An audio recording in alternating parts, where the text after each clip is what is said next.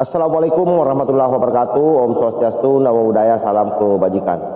Sahabat-sahabat Tolong Sembilan yang saya hormati dimanapun juga berada, pasca viralnya rekomendasi satu abad Nahdlatul Ulama yang dibacakan langsung oleh Mustazhar PBNU Kiai Haji Mustafa Bisri dengan Mbak Yeni Wahid, ini kemudian membuat para kadrun kepadasan dan memaksa dirinya keluar semua membuat pernyataan. Dan pernyataan itu menganggap bahwa apa yang dilakukan oleh orang Islam yang tidak sepaham dengan yang namanya sistem khilafah adalah sama saja dengan membenci syariat Islam katanya. Apa dengan membenci sholat, membenci puasa. Nah, disitulah masalah yang paling terbesar bagi kaum HTI, karena kemudian menjadikan sistem khilafah itu sebagai keyakinan, seolah-olah bahwa ketika orang menolak sistem khilafah untuk diberlakukan di negara ini, maka sama saja dengan menolak syariah. Oleh karena itu penting saya ingatkan semua bahwa yang namanya sistem khilafah itu adalah buatan manusia juga sebenarnya. Jadi sama dengan sistem demokrasi. Kenapa saya katakan buatan manusia? Karena sampai hari ini tidak ada satupun juga ayat di dalam Al-Quran maupun hadis yang menjelaskan itu secara rinci terkait soal khilafah dalam konteks bernegara. Bahwa kemudian nanti ada sistem khilafah yang sebagaimana yang selalu disemburkan oleh para kaum khilafah ini, terutama HTI, itu adalah khilafah yang akan turun di akhir zaman, yang saya kira itu adalah otoritas Tuhan di dalamnya. Bahwa kemudian khilafah yang dimaksudkan oleh orang-orang ini semua hari ini itu belum tentu, dan saya juga pastikan bukan. Oleh karena itu semua upaya mereka ini hanya satu sebenarnya, hanya ingin mempolitisir agama untuk masuk dalam wilayah politik praktis untuk kepentingan mereka. Yang kita sepakat bahwa seluruh konsep-konsep soal khilafah ini sesungguhnya sudah gagal di Timur Tengah. Jadi konsep-konsep gagal ini kemudian dia mau bawa masuk di Indonesia. Itu biadabnya mereka. Bagaimana pernyataannya? Coba kita simak sebentar, baru kita kuliti satu persatu. Memfitnah HTI itu karena kebenciannya dengan dakwah yang dilakukan oleh HTI. Padahal keinginan HTI itu kan tidak lain, ingin menetapkan syariat Islam yang kafah dalam naungan khilafah. Kalau orang sudah benci kepada syariat Islam, benci dengan sholat, benci dengan puasa, benci dengan khilafah, ngeri itu. Nggak bakal terbayarkan, jangan dengan uang hasil menjabat 5 tahun, 10 tahun, seperiode, 2 periode. Ditebus dengan langit dan bumi ini aja pun nggak bakal ketutup itu. Kenapa? Benci dengan syariat, fatal akibatnya. Sebatan syahadat. Ngerinya di situ. Makanya berhati-hatilah wahai para politisi ya dari partai manapun. Kalau Anda semua Islam, ya ikuti Nabi Muhammad. Nabi Muhammad nggak pernah mengajarkan politik sekuler. Panutan kita itu adalah Nabi Muhammad. Jangan pisahkan ya dari bertuhan kepada Allah dengan berpanutan kepada Nabi Muhammad, jangan dipisahkan. Nyembahnya nyembah kepada Allah pada saat salat, tapi dalam kehidupan tidak mengikuti Nabi Muhammad, gagal itu syahadat. Allah nggak bakal terima orang yang hanya salat menyembah Allah tapi mengabaikan Nabi Muhammad, tidak diikuti, tidak diteladani, tidak dicontoh. Dalam konteks apa? Dalam hal keseluruhan. Kami sih mengajak kepada seluruh partai, para politisi, apalagi yang beragama Islam, ya, mestinya kalian tuh dengan jabatan sekecil apapun, apalagi yang besar, tujuan kalian adalah amar ma'ruf nahi mungkar, bukan amar mungkar nahi ma'ruf. Itu, ya, satu. Yang kedua, hak kami dalam berdakwah yang tadi sudah disampaikan oleh ahli hukum ya, dilindungi. Satu, ada SK perintah dari Allah dan Rasulnya bahwa dakwah ini wajib. kemudian oleh undang-undang dilindungi, sekarang dirampas. Kami sih meminta kembalikan. Syukur kamu kembalikan, ya, karena itu hak kami sebagai warga negara. Nanti yang balas pahalanya adalah Allah. Tapi pahitnya nih, andai kata mereka tetap tidak akan mengembalikan hak kami sebagai warga negara untuk melakukan dakwah. Satu, jangan pernah kalian mengira kami akan berhenti dari dakwah. Enggak pernah. Dakwah itu urusan hidup mati. Gitu. Jadi seandainya pun, ya syukur kalau dikembalikan ya hak kita ini, hak secara konstitusi sebagai warga negara punya kebebasan untuk berdakwah, gitu ya. Apalagi ini untuk kebaikan umat dan negara. Syukur dikembalikan, nanti Allah yang balas pahalanya. Tetapi seandainya kalau bahasa Bang Ahmad itu legasi kedoliman yang dari rejim ini dilanjutkan, sekali lagi kami ingatkan, Bismillah tawakal Allah, sampai jiwa raga hancur berkeping-keping, demi Allah tidak pernah akan meninggalkan dakwah amar ma'ruf nahi munkar. Terus ditolak atau diterima, dakwah urusan kewajiban dari Allah. Ada SK atau tidak ada SK dari manusia, ada pengakuan atau tidak ada pengakuan dari manusia, termasuk dari rezim, ada urusan. Kami cuma mengingatkan, kembalikan, jangan musuhi dakwah. Kemarin tuh ada rame-rame soal Fir'aun ya. Nah, saya bilang Fir'aun bermakna karakter ya. Kalau Fir'aun bermakna orang kan udah mati lama. Tapi kalau Fir'aun bermakna karakter, bermakna sifat, itu adalah penguasa yang anti agama, yang anti dakwah. Ya musuhnya Nabi Musa. Karena setelah Nabi Muhammad nggak ada Nabi, maka penguasa yang mana yang membenci dakwah, yang membenci Islam, yang membenci para dai, itulah Fir'aun. Iya.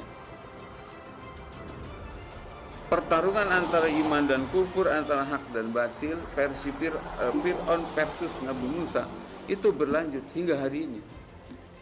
Jadi Gus Coy dan lain-lain, saya ingatkan, berpihaklah di pihak Nabi Musa, jangan ada di pihak Fir'aun.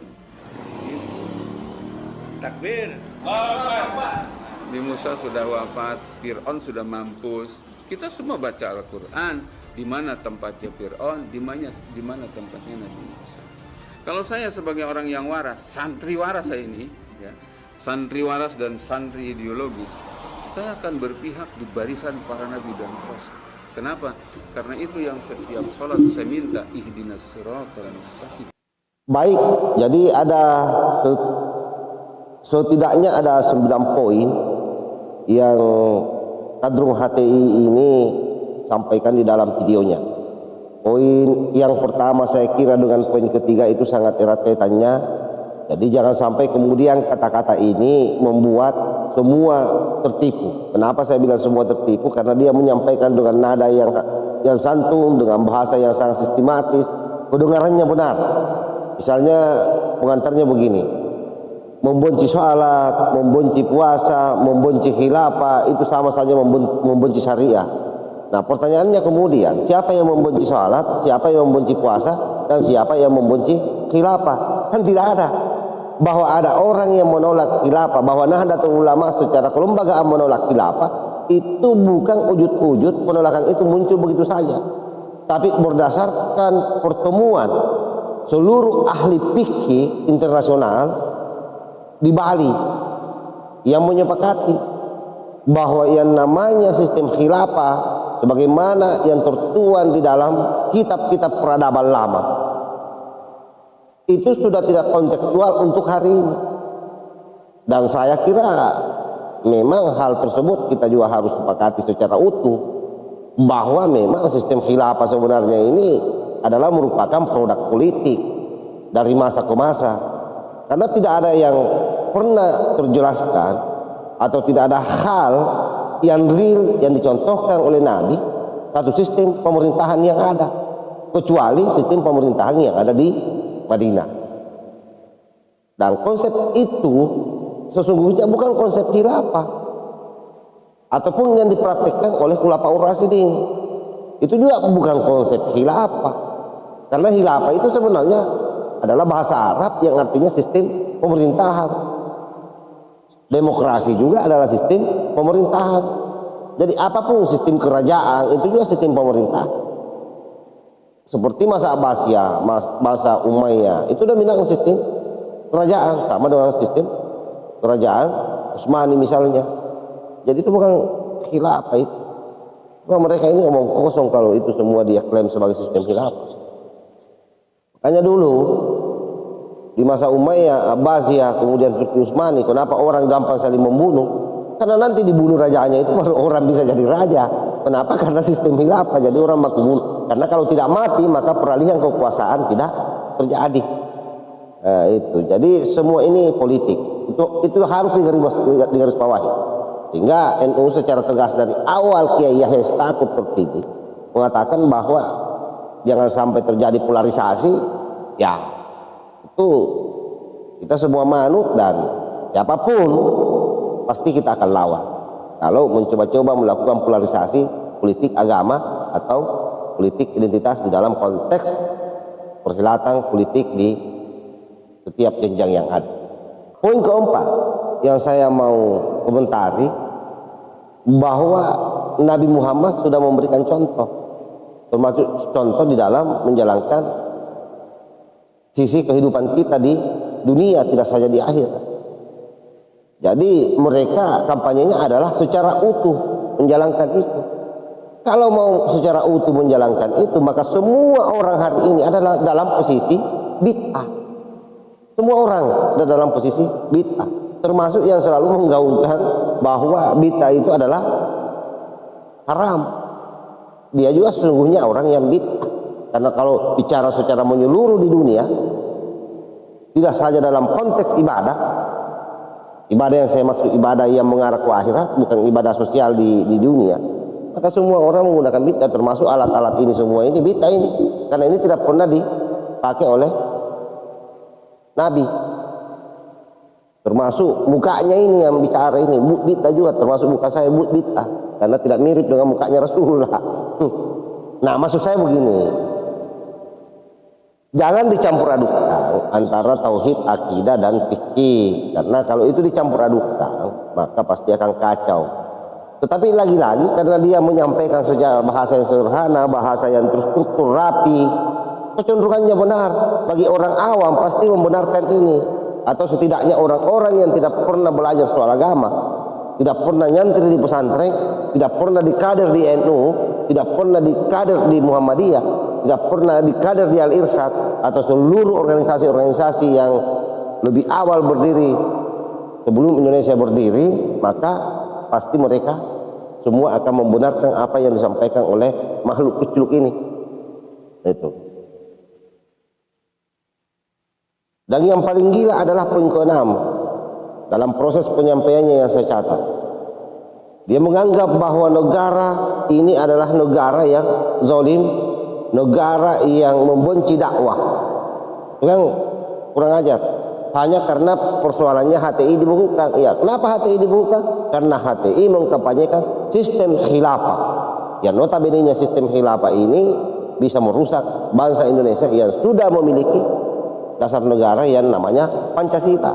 Itu. Makanya mereka dibukukan dan mereka mengancam. Katanya rela mati demi untuk dakwah Islam ini. Silahkan saja kalian mau lakukan itu. Kalau mau mati, mati sendiri sana. Dan dia katanya tidak akan berhenti, sekalipun jiwa ya, raganya menjadi taruhannya. Nah, hebat juga provokasinya terhadap umatnya. Untungnya memang yang ikut kelompok-kelompok ini memang IQ-nya rata-rata di bawah, jadi wajar kalau mereka semua berbondong-bondong mendengar orang-orang seperti ini bicara, padahal pengetahuan agamanya nol. Dan yang terakhir mengatakan bahwa dia mengglorifikasi pernyataan Cak Nun soal Fir'aun. Dia menganggap bahwa hari ini memang dalam konteks sudah tidak ada nabi katanya, sudah tidak ada Nabi Musa, sudah tidak ada Nabi Muhammad, dan pemerintah itu dia kategorikan sebagai Firaun. Kalau pemerintah itu membenci dakwah, penguasa itu membenci syariat, penguasa itu membenci Islam. Oleh karena itu dia lebih memilih menjadi penerus Nabi Musa katanya, yang berhadapan dengan Firaun. Seharusnya orang-orang seperti ini sudah dikandangkan oleh polisi. Cuma kita tidak tahu apa di kepalanya Kapolri sampai membiarkan ini semua. Kan tidak mungkin ini cyber TNI Polri ini tidak melihat ini video. Tidak mungkin. Omong kosong ini kalau video ini lewat begitu saja tanpa dimonitoring oleh para cyber di kepolisian, TNI dan BIN. Jangan sampai kita ini hanya buang-buang uang negara ini, mengongkosi ini BIN, mengongkosi ini Polri, mengongkosi TNI ini, lalu pada akhirnya juga ketika ada masalah rakyat yang berhadapan-hadapan rugi dua kali kita. Sudah kita bayar pajak untuk menggaji mereka, mereka hanya menonton dan menikmati semua ini seolah-olah ini dagelang yang harus mereka saksikan terus-menerus berulang. Jadi saran saya Pak Kapolri, Pak Jokowi, tolonglah ditindak makhluk ini sebelum rakyat yang bertindak. Karena kalau rakyat yang bertindak itu artinya terjadi perang horizontal. Kita tidak takut. Hanya saja kalau kita mengambil tindakan secara ekstrim, maka apa gunanya kalian digaji oleh rakyat? Kalian mundur saja kalau memang tidak sanggup. Saya kira itu yang saya sampaikan. Wallahul muwaffiq ila aqwamit thoriq. Wassalamualaikum warahmatullahi wabarakatuh.